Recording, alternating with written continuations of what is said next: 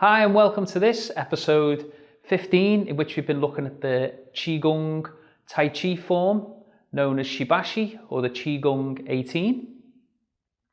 The previous moves can be seen also on this channel. We've just briefly looked at each one individually, looking at the benefits and the movements and how they fit together as an entire form.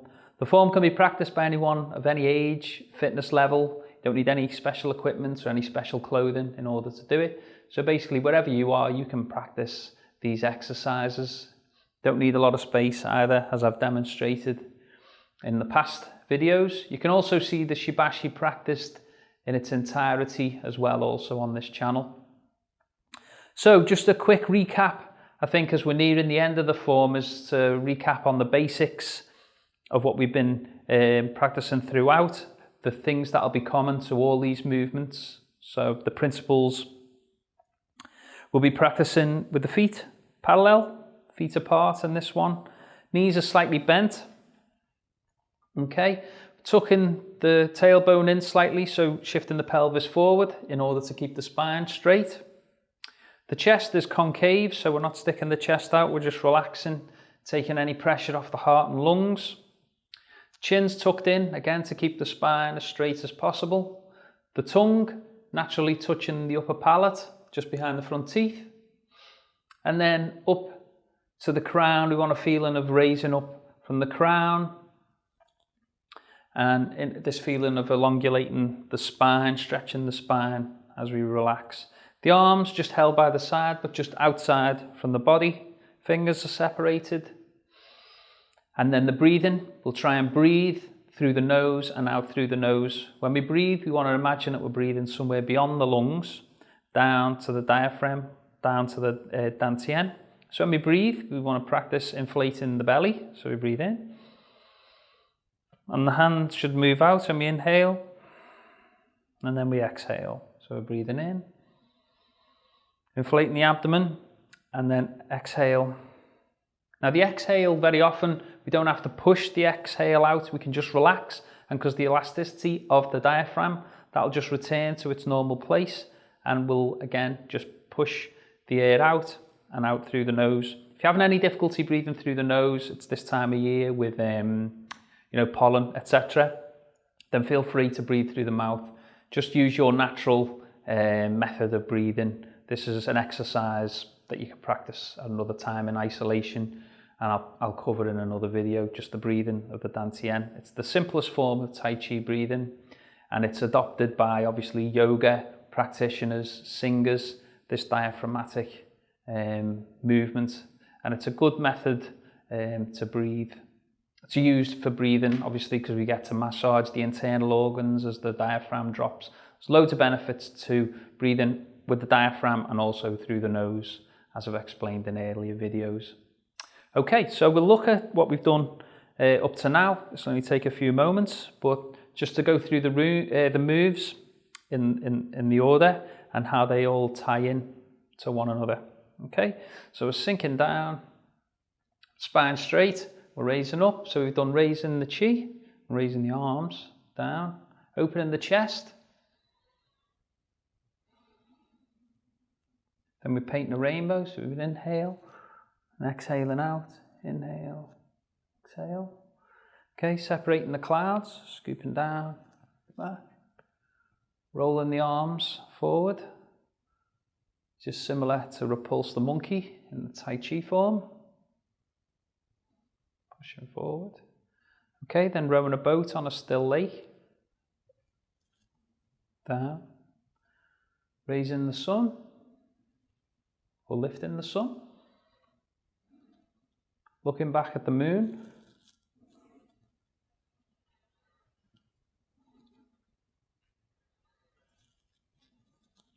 pushing the palms and twisting waist,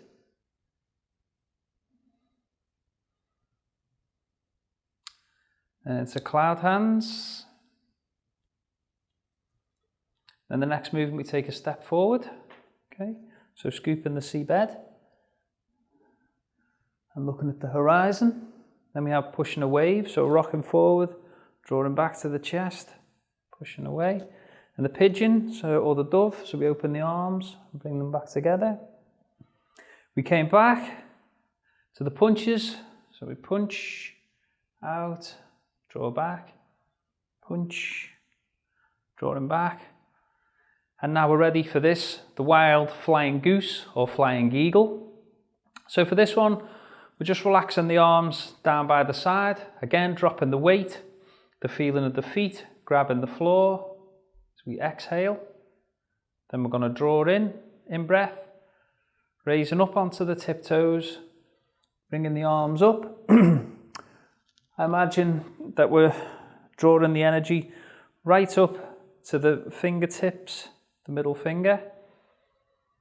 So we come up and then almost touching at the top. So we're up and then down. Keeping the spine straight. So we're breathing in as we rise up onto the toes. And breathing out. Immediately, if you've been practicing this for some time, you can already feel the energy going to the hands, up and down. And this may be in the form of a tingling sensation, a fuller feeling in the hands. Be very, very subtle. And it's something that you'll only start to feel after a bit of practice as you become more aware of subtle changes. It's nothing extremely like an extreme sensation, just very, very subtle. So for this one, it can either be practiced in one go, breathing in and coming down, breathing out, breathing in and breathing out this way. But because of the sensation in the hands, for me personally, I like to just leave an extra gap just to loosen, just let that the arms and fingers loosen before repeating the lift again. So we'll just be breathing out as we stay here, breathing in, so we're rising up, breathing in and breathing out. And as part of the breathing out, just shaking off that movement there, then breathing in this way. And it just allows you to get the energy to move down to the fingertips and also to the dantian. You can feel it sinking down. So breathing in, up, and breathing down. So we're just relaxing. This way, up, breathing in and breathing down. A super simple exercise. Feet shoulder width. So from the side, important to keep the spine straight as we rise. So breathing in, up and down. This could also be practiced in barefoot. It's not ideal in running shoes for this. Breathing in and breathing out. Just relax. Breathing in and breathing out. Okay, so it's a good one for getting the energy flowing into the fingers. So just breathing in, up, and breathing out. Relax, breathing in, and breathing down. Okay, so it's no coincidence that this move's placed after the punching, so we've got a different kind of energy. We're moving in this direction with the punch.